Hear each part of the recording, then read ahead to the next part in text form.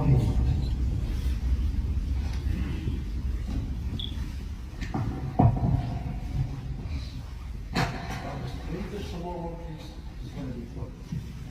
All praise be to Allah subhanahu wa ta'ala, the one who knows our pain. Have you witnessed that there is no God worthy of worship but Allah subhanahu wa ta'ala? We send our greetings and salutations upon His Prophet and Messenger Muhammad sallallahu alaihi wasallam, His family, those who follow His footsteps. Today's topic is a boy or a child through whom Allah subhanahu wa ta'ala revived a nation. The importance of talking about the story of the people of the trench, a young boy who was tested, harmed, and was facing death more than once. Every time he was taken to be killed as if he was walking down the aisle to be married. A boy who goes to Allah, an advocate whose concern is reforming people to only worship Allah alone. This boy faced the tyrants to make sure people do not associate someone with Allah, even if it cost him his life. In the Quran is the story of this believing boy in several verses, and also in the Sunnah, in the chapter of the Buruj. It explains the story, and also in the Prophet detailed it in his Sunnah. He told it to his companions, may Allah be pleased with him.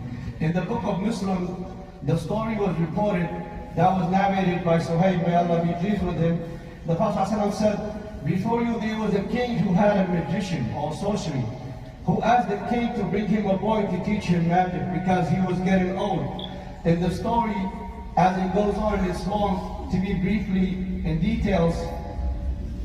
When the boy used to be late, he would go to a monk and listen to him. And the monk advised him. He said that when the magician asks you, tell him my family was helping me, that's why I came late.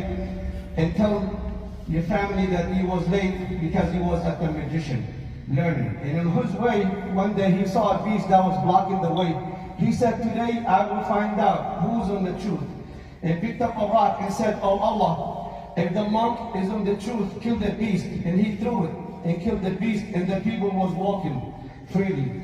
Then he told the monk the story, and the monk said, today you are better than me, but you will be trialed. If they find out, do not tell them about me. And this boy also had miracles to cure the people. And one of the king's companions heard and brought gifts to this boy and said, if you can cure me, all these gifts are for you. And he cured him. And the boy said, I'm not the one who cures, but it's Allah who cures. You have to believe in Allah, and if I invoke Allah to cure you, then he can see. And while he was sitting, this man with the king said, who brought your eyesight back? The man said, my God. And the king said, you have another God beside me. And the man said, my God and your God is Allah. So the king tortured him until he led them to the boy. And the king told the boy, your magic can cure. The boy said, Allah is the one who cures. Then he tortured the boy until he led them to the monk or the rahib. The king ordered the monk to disbelieve in Allah, and he refused. Then the king commanded that they slice him in half with the chainsaw, and did the same thing to his companions. Then he wanted to do it to the boy, and he ordered the boy to disbelieve, and he did not disbelieve. And then he said, take them to the top of the mountain if he don't want to disbelieve and believe in me as God, throw him off the cliff. And the boy prayed to Allah to save him, and the mountain shook, and the people fell off the cliff, and the boy came back safe, and nothing happens to him. And the king said, what happened? The boy said, Allah saved me. Then he ordered other men to take him deep into the sea and do the same thing if he disbelieved, otherwise to throw him in the little boat outside, and they was drowning. The boy came back freely and was safe. The king said, what happened? He said, Allah saved me. Then the boy told the king, you cannot kill me until I tell you what to do. The king said, what is it? He said, gather everyone on a high plane so they can watch, and crucify me on a tree branch, and take one of my arrows, one of his, and place it in a bow, and say, in the name of Allah, the God of the boy, and shoot the arrow, and it hits him in his heart, and he placed his hand, and he was died. And then everybody said, we believe in Allah, the God of the boy. And they told him, what have you done?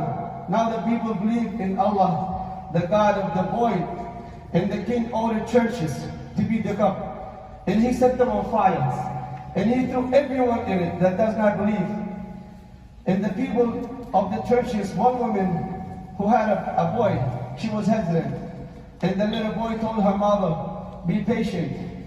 Even though these churches have flaming fires, they was thrown in there. They stay consistent on their belief and consistency in principles. The people chose to be steadfast on their faith, even though they were tortured and this kind of torture.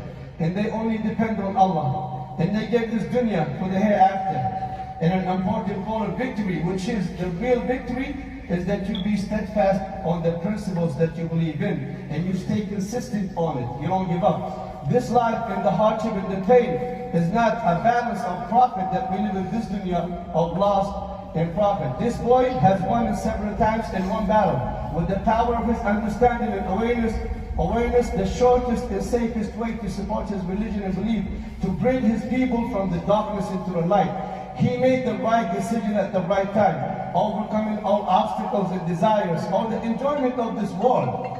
And he achieved what he was calling for and gave his life for it. A little boy, he succeeded when he won with the martyrdom for the sake of Allah, and his mentioned name will be everlasting. And falsifying people's awareness every time has its magicians or sorcery. They falsify the awareness and fabricate in many ways. They do not want people to be liberated and free and find the truth. They use all kinds of means and methods to control people's minds. And we live in a dangerous time of this falsifying and misleading people. What are the lessons we learn from the church and the people? That Allah can give power to his enemy to overcome his servants, which is a test for them. And humiliation is not when you die. Every soul will die, we will die one day.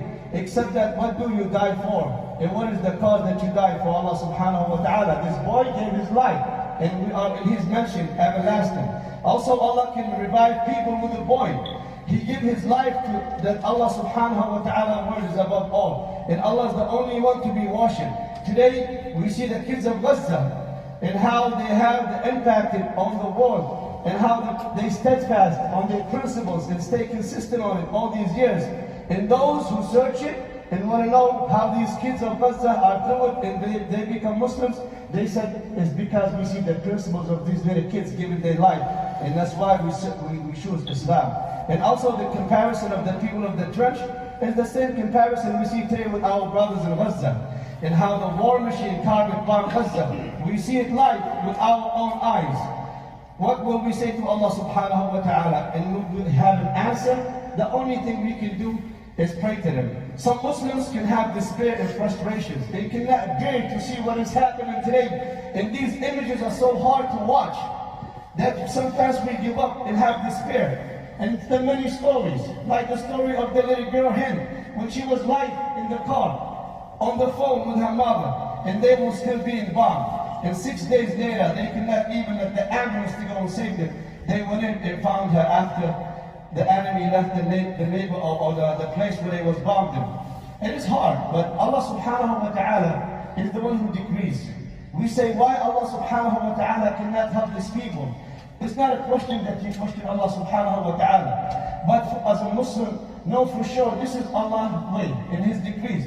And by doing this, he is luring these tyrants and criminals, and their time will come one day. You just have to be patient and believe in Allah subhanahu wa ta'ala. My cousin that I told you last week to pray for him, he passed away. Please pray for him and all the Muslims that passed away.